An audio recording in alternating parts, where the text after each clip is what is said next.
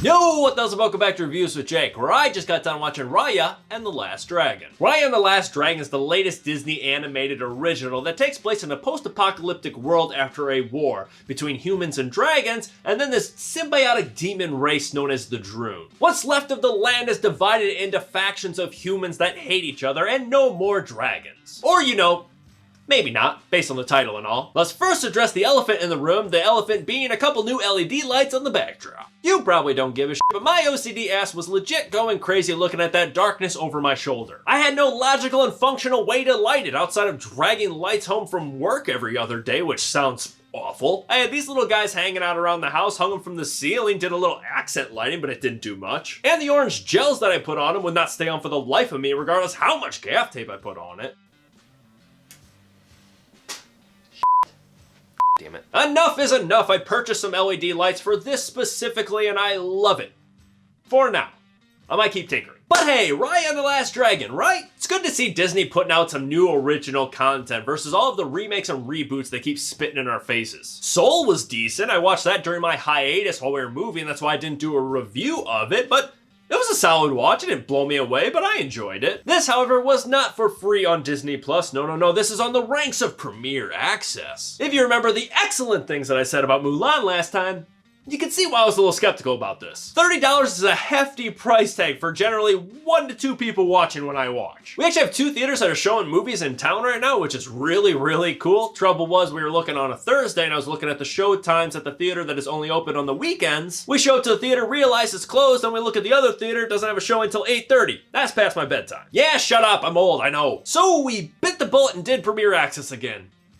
Gulp. Which is kind of an increased bummer besides the price tag, because I would love to see this movie in theaters because it was visually stunning. The vibrant use of color, lighting, textures, everything. It was beautiful. It is absolutely astounding what we are capable of creating nowadays. I was floored. This is exactly why I hated the animation in Earwig and the Witch, because compared to this, that was a hot pile of garbage. The bar is set so high for animation in cinemas today, so anything less than that, kind of inexcusable. This top-notch animation made this world something truly special. It had all sorts of terrains and landscapes filled with different people and cultures. It was fun to go along on this journey through these vastly different areas with our characters. It honestly felt like I was exploring Hyrule in Breath of the Wild. I know I draw way too many parallels to that game, but damn, it's so good. Both worlds are set in like a post-wartime land where you can see the skeletons of battles all over the place. There's one part where people are walking through a field where there are dragons everywhere that have been turned to stone in the war. It reminded me of walking through an old battlefield in Breath of the Wild where there are carcasses of guardians everywhere. It was beautiful. And guess what? I'm gonna draw another parallel because the Droon, the antagonist ghost monsters of this film, were awesome. It reminded me of Calamity Ganon, this sort of abstract figureless being that just consumes the things around it. I thought it was handled really well and I really enjoyed when any of these bad boys would pop up on the screen. However, one thing I did not enjoy popping up on the screen, which unfortunately happened way too often according to me, was our dragon character Sisu. Do you know how mad I am that I'm saying that sentence right now, that I hated a dragon character?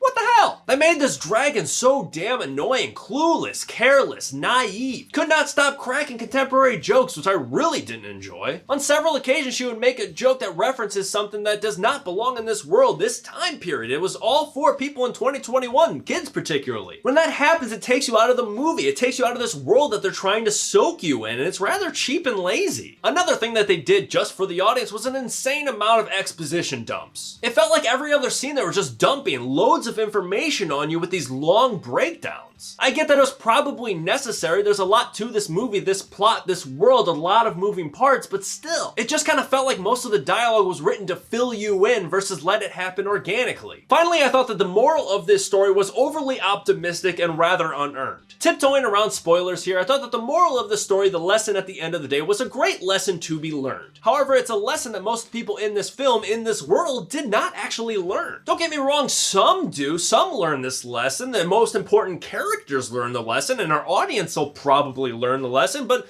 most of the people here, like 90% of them, There's no way. The brutal truth is most of the people in this movie are awful people, and none of them learn the lesson that we learn at the end of the day, but Disney kind of pretends like they do. That is totally the old man speaking to me, saying that Disney's way too optimistic, but seriously, it's not every day that Disney has a film with a population of people that just sucks, and as a society, I don't think it's very healthy for us to see people like this get rewarded. That being said, this is pretty nitpicky stuff, because in general, I did enjoy this movie. The real question is it worth $30 on Premiere Access? Well, obviously situations are situational, but in general, I'd say, yeah. Do I wish I would have seen it in theaters? Absolutely. But am I mad that I spent $30?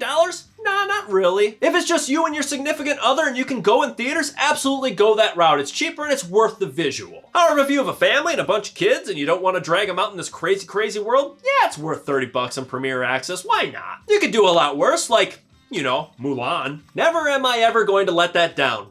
Stooges. I'm going to give Raya and the Last Dragon a B.